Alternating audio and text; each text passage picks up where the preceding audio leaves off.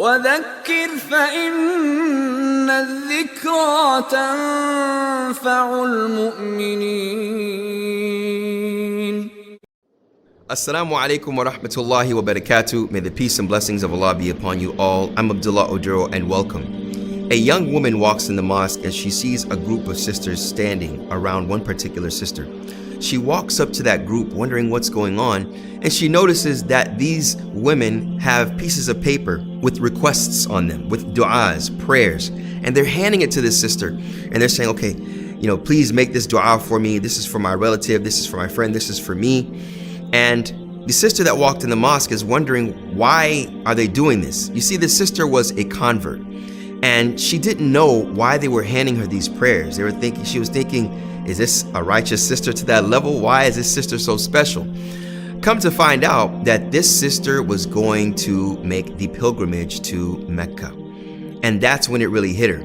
You see, she remembers one time that her husband was telling her when he converted to Islam, how he was dumbfounded when he walked into the apartment of one of his friends and it was a TV screen, and on the TV screen was the Kaaba, the house of Allah that is symbolized to be the house of Allah. And he was amazed by the people just circumambulating around it, the unity when they would stop to pray and all go into the bowing position, all in unison, all in synchronization, all saying Ameen, which is like Amen, all saying this at the same time. The uniformity and how all of this is in one direction to the same God. It was amazing to him. This is what he told her. When she saw that, she immediately remembered what her husband told her. A couple of weeks later, that sister that received all those requests that went to the pilgrimage came back to the mosque. And the sister that walked in the mosque saw how elated all the sisters were when seeing this pilgrim come back from Mecca, and how they all lined up to talk to her. And she remembered at that time when she embraced Islam and how everyone was lining up to hug her and to congratulate her. The pilgrimage, Hajj, the fifth pillar of Islam, is something that is so amazing, extraordinary, and it is a life-changing experience for the Muslim. And especially for someone that is just converted to Islam, or someone that is a renewed Muslim trying to practice their faith, this without a doubt is a life-changing experience. Many times we find people that tell you, you got to go to the Grand Canyon. You got to go to certain places around the world. You have to go to Japan or go to certain places to visit these certain sites and learn history and see what has taken place throughout the world. And no doubt about it, in the Qur'an, it reminds us to go around the world and see, in particular to see what's happened to certain nations. But there's no problem with going and taking a journey around the world to see the beautiful ayat and signs of Allah. But let's remember that Hajj is a travel unlike any other. It is a spiritual journey. It's a journey to visit Allah subhanahu wa ta'ala. It's a journey that broadens your scope. And this broadening of one's scope was exactly what Malcolm X said. May Allah have mercy on his soul.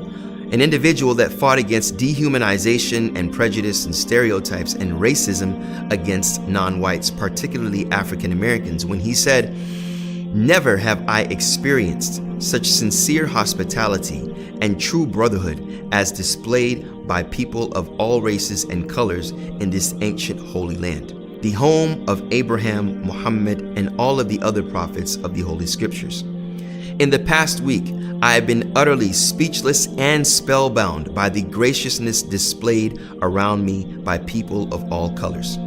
He also said, "In the past 11 days, I have eaten from the same plate, drunk from the same glass, slept on the same rug while praying to the same God, with peoples whose eyes are the bluest of blue, whose hair is the blondest of blonde, and whose skin is the whitest of white." That statement by Malcolm X shows the importance of the universality of Islam, being that when he made the pilgrimage, he saw how there were different colors and different types of people, but all worshiping the same God, practicing the same reenactments of the prophets.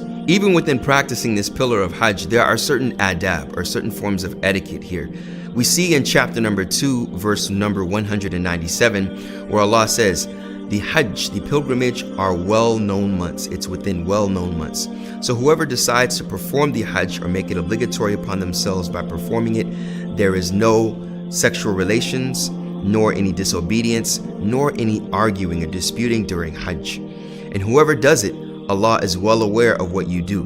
Whatever good you do, Allah is well aware of it. So take your provisions, for verily the best provision is that of piety. So fear me, O people of understanding. So understanding that Allah subhanahu wa ta'ala, the exalted, within performing this pillar, there are certain etiquettes that we will talk about inshallah. Allah says in chapter number 3, verse number 97, and for Allah upon the people is to make the pilgrimage to the house, whoever is able to do so. But whoever disbelieves, indeed Allah is free from any need of the worlds. So in understanding that Allah has obliged this upon us, and being that Hajj is something that if you're able to do so, we understand the mercy of Allah when performing or trying your level best to perform that pillar of Islam. And if one that disbelieves, Allah is free from any need of anyone or anything, to show you that going to make Hajj, going to this pilgrimage, traveling thousands of miles, is better for you and your soul of your existence on this earth, thus fulfilling that purpose.